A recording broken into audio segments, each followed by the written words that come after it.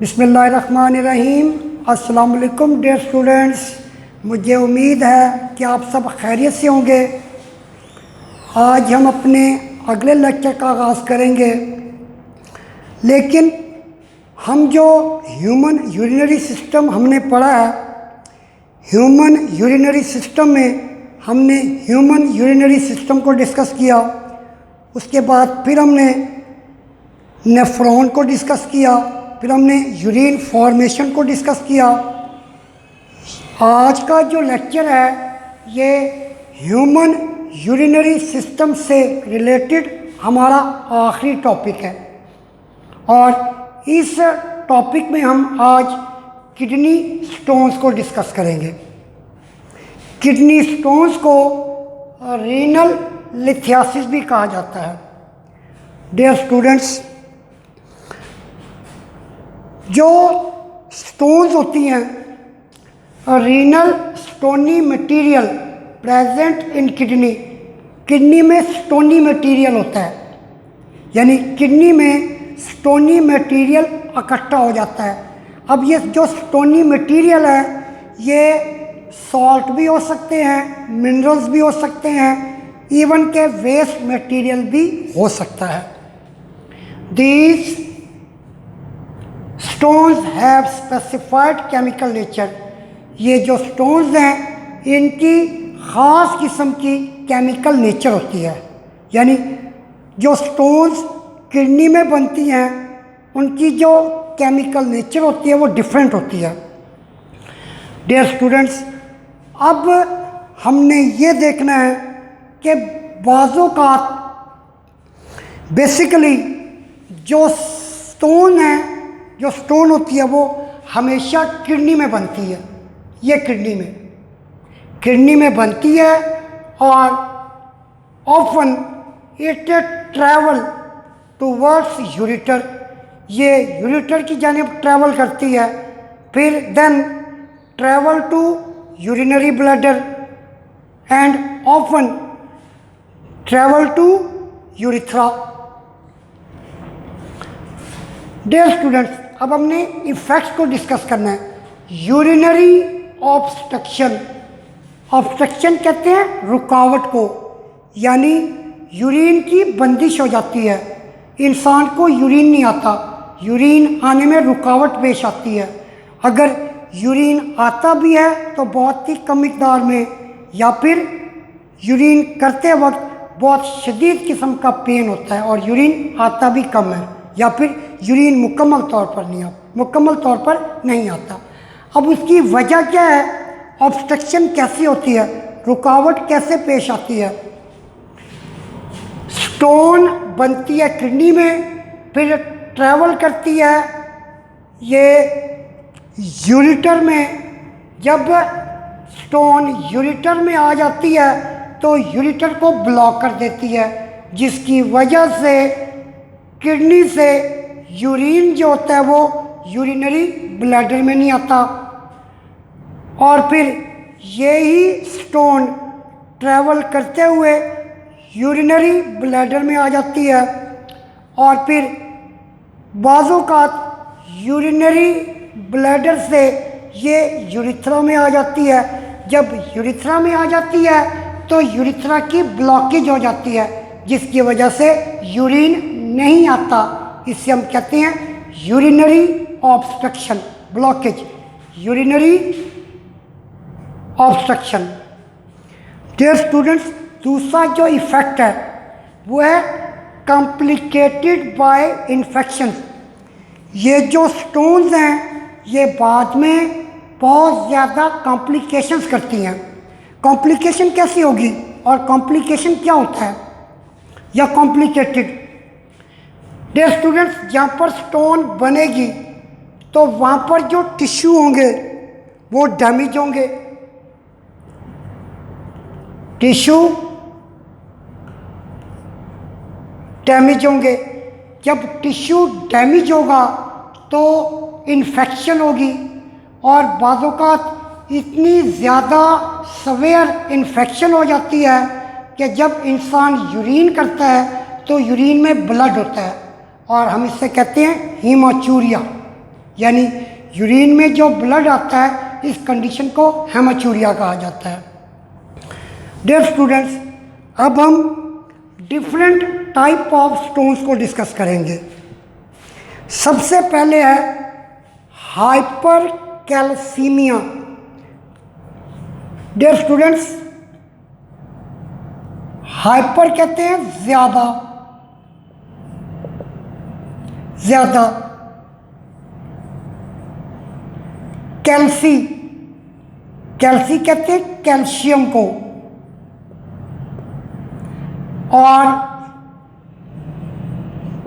ईमिया कहा जाता है ब्लड को। अब लफ्ज़ी मतलब बनता है ब्लड के अंदर बहुत ज़्यादा calcium, higher level of calcium in blood, blood के अंदर बहुत ज़्यादा कैल्शियम होता है, और फिर जो नेफ्रॉन है वो ज़्यादा से ज़्यादा कैल्शियम को फिल्टर करती हैं। स्टोन्स और कैल्शियम फॉस्फेट और 15%। Dear students, most important point है।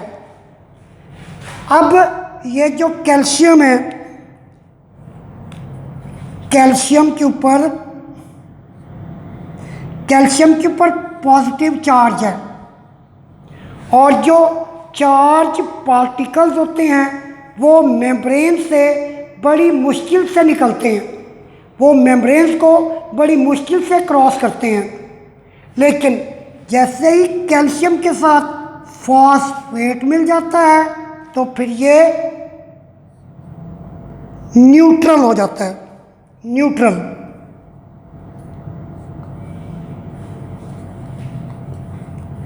ये न्यूट्रल हो जाता है। अब कैल्शियम फॉस्फेट क्या हो गया? ये न्यूट्रल। क्योंकि डियर स्टूडेंट्स, यूरिन के अंदर वो सब्सटेंस जो कि एक्सक्रीट होता है, वो सब्सटेंसेस अक्सर न्यूट्रल होते हैं, इसलिए कैल्शियम फॉस्फेट यहाँ पर न्यूट्रल होता है। और कैल्शियम फॉस्फेट की जो स्टोन्स हैं, ये तकरीबन 15% बनती हैं। 15%, यानी 100 में से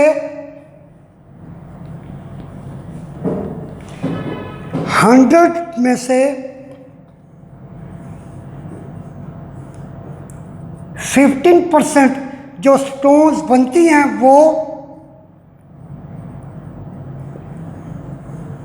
कैल्शियम फॉस्फेट की बनती हैं। डियर स्टूडेंट्स, ये जो स्टोन बनती है इसका कलर कैसा होता है? इस स्टोन का कलर जो होता है वो डर्टी वाइट होता है। ये स्टोन डर्टी वाइट कलर में होती हैं। डियर स्टूडेंट्स, अब हम डिस्कस करेंगे hyperoxaluria. Hyperoxaluria, high level of oxalate in blood, blood के अंदर बहुत ज़्यादा मिकदार में ऑक्सलेट इकट्ठा हो जाता है।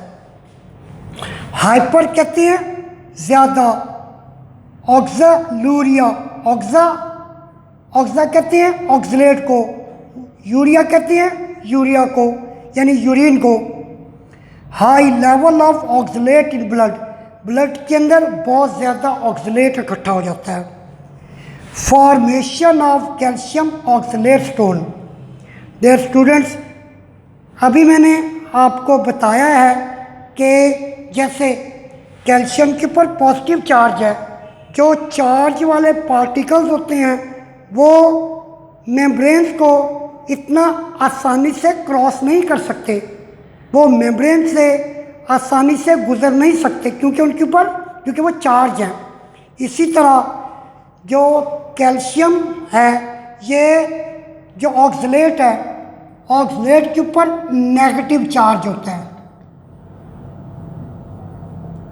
Negative charge. अब ऑक्सलेट अपने आप को न्यूट्रल करने के लिए अपने साथ कैल्शियम को अटैच कर लेता है और बन जाता है calcium oxalate, calcium oxalate stones. Dear students, अब ये जो कैल्शियम ऑक्सलेट की स्टोन्स बनती हैं, इनके सोर्सेज क्या हैं? ये हमारी किडनी में किस तरह बनती हैं, क्यों बनती हैं, क्या वजह है, किस वजह से बनती हैं? जो सबसे बड़ी वजह या सोर्स है वो ग्रीन वेजिटेबल्स होती हैं। ग्रीन वेजिटेबल्स में बहुत ज़्यादा ऑक्सलेट होते हैं और ख़ास तौर पर टोमेटो में। जब कैल्शियम ऑक्सलेट की स्टोन बनती हैं तो हमेशा डॉक्टर रिकमेंड करते हैं कि आप ज़्यादा से ज़्यादा पानी पिएं।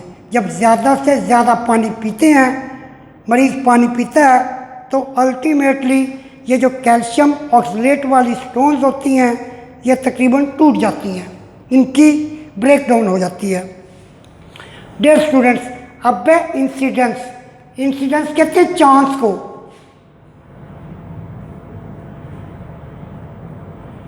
चांस, डियर स्टूडेंट्स, 100% में से 100% में से 15% कैल्शियम फॉस्फेट स्टोन्स और फिर 70%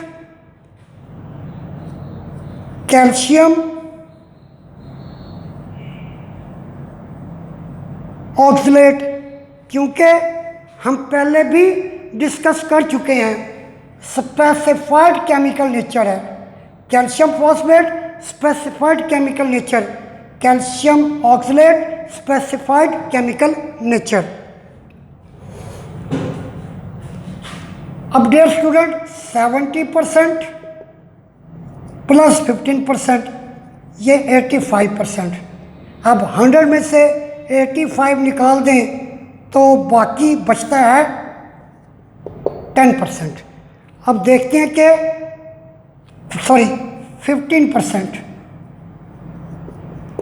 15% बाकी बचता है। अब 15% में से कौन कौन सी स्टोन्स हैं?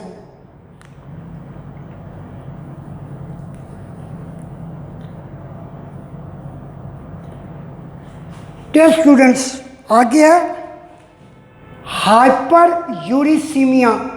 हाइपर ज़्यादा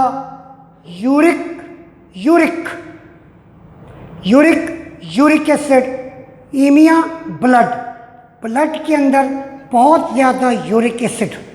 लफ्ज़ी मतलब है, हाइपर का मतलब ज़्यादा और यूरिक एसिड और ईमिया कहते हैं ब्लड को। यानी लफ्ज़ी मतलब ये हुआ कि ब्लड के अंदर बहुत ज़्यादा uric acid. High level of uric acid in blood के अंदर बहुत ज़्यादा यूरिक एसिड इकट्ठा हो जाता है। डियर स्टूडेंट्स, मैं आपके साथ जो बात अब डिस्कस कर रहा हूँ कि ये जो स्टोन्स बनती हैं, ये सारी की सारी ये जो स्टोन्स हैं ये मेटाबॉलिक डिसऑर्डर्स हैं। और भी बहुत से मेटाबॉलिक डिसऑर्डर हैं, लेकिन जो स्टोन्स हैं ये हमेशा मेटाबॉलिक डिसऑर्डर्स में आती हैं। मेटाबॉलिज्म, बॉडी में जब मेटाबॉलिज्म होता है तो ये केमिकल उस वक़्त बनते हैं। जैसे यूरिक एसिड है, यूरिक एसिड कैसे बनता है? जब न्यूक्लिक एसिड का मेटाबॉलिज्म होगा तो अल्टीमेटली यूरिक एसिड बनेगा। अब ये जो यूरिक एसिड वाली स्टोन्स हैं, इनके यूरिक एसिड वाली जो स्टोन्स हैं, इनके जो चांसेस हैं, इंसिडेंस कहते हैं चांसेस को, इंसिडेंस कहते हैं चांसेस को। यूरिक एसिड वाली जो स्टोन्स हैं उनके चांसेस 10% है। ये MCQs भी है 10%। अब हम दोबारा काउंट करते हैं, दोबारा इसको काउंट करते हैं हम। कैल्शियम फॉस्फेट वाली स्टोन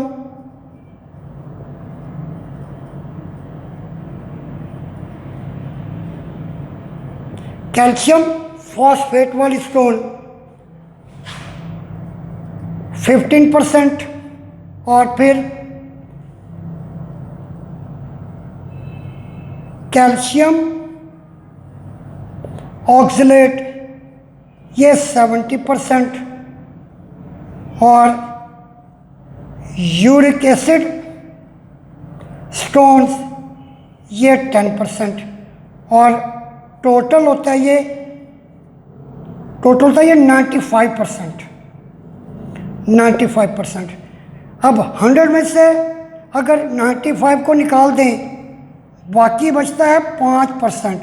अब हमने ये डिस्कस करना है कि ये जो 5% स्टोन्स बनती हैं वो स्टोन्स कौन सी हैं। 5% में से जो स्टोन्स बनती हैं उनमें जो सबसे पहली स्टोन्स हैं उन्हें हम स्टोरोवाइट स्टोन कहते हैं। स्टोरोवाइट स्टोन्स को इन्फेक्शन स्टोन्स भी कहते हैं, और ये अक्सर बैक्टीरिया की वजह से होती हैं। बैक्टीरिया की वजह से होता क्या है कि किडनी के अंदर मैग्नीशियम, अमोनियम और फॉस्फेट ये किडनी में प्रेसिपिटेट हो जाते हैं। यानी किडनी में मैग्नीशियम, अमोनियम और फॉस्फेट ये प्रेसिपिटेट हो जाते हैं। जब ये प्रेसिपिटेट होते हैं तो इस तरह से जो बनने वाली स्टोन्स होती हैं उन्हें स्टोरोवाइट स्टोन कहते हैं। डियर स्टूडेंट्स, उसके बाद जो स्टोन बनती है 5% में से सिस्टीन स्टोन, इसे हम सिस्टीनूरिया भी कहते हैं। ये जो सिस्टीन स्टोन्स हैं ये हमेशा एक केमिकल सिस्टीन से बनती हैं। जब ब्लड के अंदर बहुत ज़्यादा मिकदार में सिस्टीन इकट्ठा हो जाता है, अकमुलेट हो जाता है। सिस्टीन अमाइनो एसिड है। सिस्टीन अमाइनो एसिड है। इस तरह से 100% स्टोन्स बनती हैं। डियर स्टूडेंट्स, अब हमने डिस्कस करना है फॉर्मेशन ऑफ स्टोन्स को। Salts are precipitated during urine formation. जब नेफ्रॉन यूरिन को बनाती हैं, इसी दौरान बहुत सारे सॉल्ट किडनी में प्रेसिपिटेट हो जाते हैं। देन अकमुलेटेड, फिर ये सॉल्ट इकट्ठे होकर स्टोन बनाते हैं। डियर स्टूडेंट्स, अब हम डिस्कस करेंगे कि ये जो किडनी स्टोन्स हैं इनका इलाज क्या है, इनका ट्रीटमेंट क्या है। पहला जो ट्रीटमेंट है वो है सर्जरी। सर्जरी कहते हैं ऑपरेशन। ऑपरेशन के ज़रिए किडनी स्टोन को बाहर निकालना। लेकिन अब एक आप कह लें कि एक लेटेस्ट टेक्निक आई है, एक जदीद टेक्निक आई है। ये जो जदीद टेक्निक है इसको लिथोट्रिप्सी कहा जाता है। लिथो कहते हैं स्टोन को, और ट्रिप्सी कहते हैं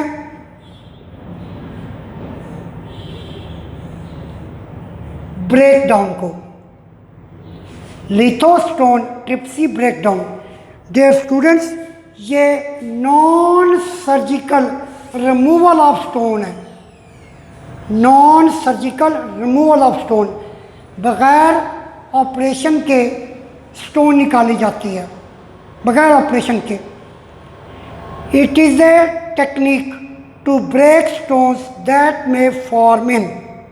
ये वो टेक्निक है जो कि स्टोन्स को ब्रेक करती है, ख़ास तौर पर वो स्टोन जो किडनी में होती है, वो स्टोन जो यूरेटर में होती है, वो स्टोन जो यूरिथ्रा में होती है, वो स्टोन जो गाल ब्लैडर में होती हैं। डियर स्टूडेंट्स, गाल ब्लैडर में जो स्टोन्स बनती हैं वो हमेशा कोलेस्ट्रॉल से बनती हैं। गाल ब्लैडर में कोलेस्ट्रॉल की प्रेसिपिटेशन होती है। और फिर यूरिनरी ब्लैडर में अगर स्टोन किडनी में है तो फिर लिथोट्रिप्सी के ज़रिए उस स्टोन को तोड़ा जाएगा। अगर यूरेटर में है तो लिथोट्रिप्सी की मदद से उस स्टोन को तोड़ा जाएगा। अगर स्टोन यूरेथ्रा में है तो लिथोट्रिप्सी की मदद से यूरेथ्रा में मौजूद स्टोन को तोड़ा जाएगा। लेकिन जो गॉल ब्लैडर है, गॉल ब्लैडर में लिथोट्रिप्सी की एक टाइप है, हम उसे कहते हैं लेप्रोस्कोपी। लेप्रोस्कोपी ये ज़्यादा प्रेफर की जाती है। लिथोट्रिप्सी भी करते हैं और लेप्रोस्कोपी भी करते हैं। लेप्रोस्कोपी में क्या होता है, लेप्रोस्कोपी में हम पूरे गॉल ब्लैडर को बाहर निकाल लेते हैं, लेकिन जो लिथोट्रिप्सी है ये गॉल ब्लैडर की भी की जाती है कि गॉल ब्लैडर में मौजूद स्टोन को तोड़ा जाता है। लेकिन अब जो टेक्निक है वो लेप्रोस्कोपी है और लेप्रोस्कोपी के ज़रिए पूरे के पूरे गॉल ब्लैडर को बाहर निकाल लिया जाता है। अब डियर स्टूडेंट्स, ये थोड़ी सी टर्म है, ये आप देखिएगा ज़रा। अगर किडनी में स्टोन है तो इसे कहेंगे रीनल लिथियासिस। अगर यूरेटर में है तो ये कहलाएगी यूरेटर लिथियासिस। अगर यूरेथ्रा में है तो यूरेथ्रल लिथियासिस। अगर गॉल ब्लैडर में है तो कोलीलिथियासिस। अगर यूरिनरी ब्लैडर में है तो ये कहलाएगी सिस्टोलिथियासिस। डियर स्टूडेंट्स, मुझे उम्मीद है कि आज का लेक्चर आपको समझ आ गया होगा। इंशाअल्लाह ताला अगले लेक्चर में मुलाकात होगी। अल्लाह हाफिज़।